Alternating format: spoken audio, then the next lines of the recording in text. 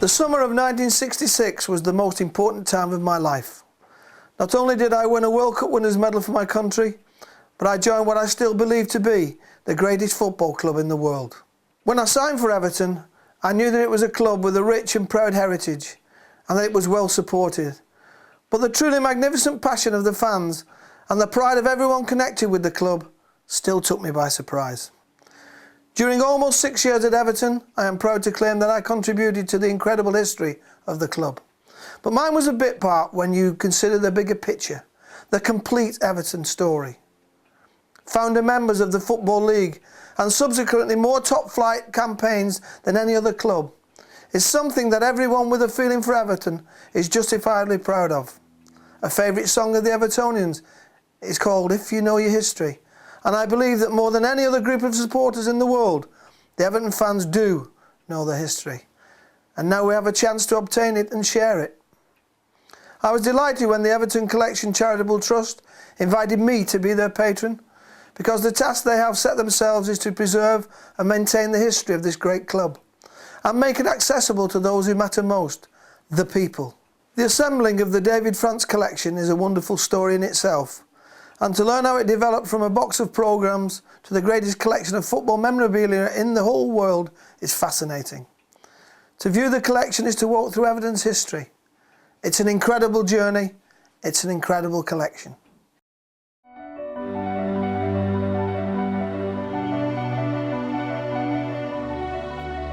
David France was just 7 years old when he got his hands on his first Everton programme. Unfortunately, soon after, he went into isolation hospital with scarlet fever, a life-threatening disease in those days.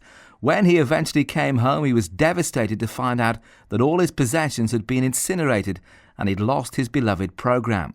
It was lucky for him that a benevolent neighbour took pity on him and replaced it with a new one from Goodison Park. From then on, he kept all his subsequent programmes under his bed in a shoebox. 30 years on, he was running an oil company in Houston, in Texas, and he took a call from his mother. "Shall I throw all your old programmes away from under your bed?" she asked. "No, send them over to me," was the reply. And that's how it all started. David took over 25 years to assemble 10,000 rare, museum-quality, historically important items surrounding Everton Football Club, and all this living over 7,000 miles from Merseyside in a period when the internet was never even thought of. David's collection traces the family tree and bloodline of Everton Football Club and football on Merseyside over a 130-year period. There are over 6,500 programmes in David's collection. That represents 90% of all the games involving Everton. The sequence of home programmes is unbroken for an astounding 85 years and includes programmes from every game played by Dixie Dean and every match watched by Sir John Moores. In total, there are over 100,000 programme pages representing a week-by-week diary of 20 million words throughout Everton's history. The earliest home programme is the 1886 fixture, Everton vs Astley Bridge at Anfield, whereas the earliest away programme is the 1888 fixture, Stanley vs Everton at Walton Styles. There are home programmes for every game in the inaugural 1888-89 season, including the club's first league fixture with Accrington. The 1889 programme for the match with Newton Heath is Manchester United's earliest known programme, while there are also over 1,000 issues of the joint Everton-Liverpool programme published between 1904 and 1935. One of the most cherished parts of the collection are the 29 minute books detailing every decision taken by the club's directors between 1887 and 1964. Every significant event in the club's history is documented in what David calls the Everton Scriptures. Those including the founding of the Football League, the famous rent dispute and split from Anfield, the construction of Goodison Park, the selection of the first club colours, red with pale blue trim by the way, and the signing of Dixie Dean, and hundreds more. The collection boasts 55 medals awarded to Everton players since 1890. These include 9 League Championship medals and 5 FA Cup winners' medals. Indeed, Everton were the first club to present League Championship medals to their players, an 8-point star with a liver bird insert in 1891. There was no Liverpool FC in those days. The collection also boasts Dixie's first and last medals won playing at Everton. There are literally thousands of season tickets and match tickets in the collection, including all of Everton's 19 appearances at Wembley.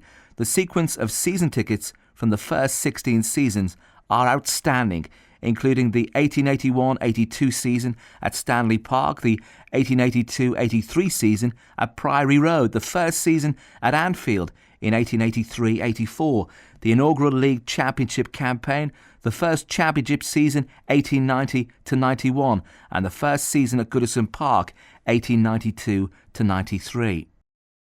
David's collection has hundreds of rare photographs too, dating back to 1891 and including the first Everton team and the first Everton committee. Of course, postcards were the fun way to communicate in the early 20th century, and the collection has many rare oddities. One of David's favourites is the photograph of Captain Jack Taylor with goalscorer Sandy Young after Everton's first English Cup final triumph in 1906. First day covers, cigarette cards and bubblegum cards also adorn the collection. The face of Dixie appears on 28 cigarette cards, more than any other player, while the first bubblegum star way back in 1956 was none other than Dave Hickson. Without doubt, David's favourite section of his collection, though, is the one-of-a-kind items he's collected over the years. What about the original tender document to build Anfield, or the original quotation for constructing the Goodison Road stand by Archibald Leach? There are over 200 letters from over 80 clubs. The oldest received was from Aston Villa in 1888. David was mesmerised when he found the original Everton training register from 1931, containing over 10,000 autographs, or the contract to sell Alec Young, the Golden Vision, to Glentoran in 1968. And how about Gordon Lee's match report against Chelsea in 1978, when Big Bob Latchford scored his 30th goal of the season? That, ladies and gentlemen, is the David France collection, and it has been rated by Christie's as the greatest of its kind relating to one football club. Our mission is to acquire the collection from David, and once this has been done, Everton will donate their own impressive archive to create the unique Everton collection. This will then be housed in the Liverpool Record Office, so that future generations of Evertonians, football fans, and in fact people from all over the world will be able to enjoy forevermore the contribution that this magnificent football club has made to the game of football and, just as importantly, to the social history of this great city. It has been my privilege and pleasure to have introduced you to what will be another first for Everton Football Club.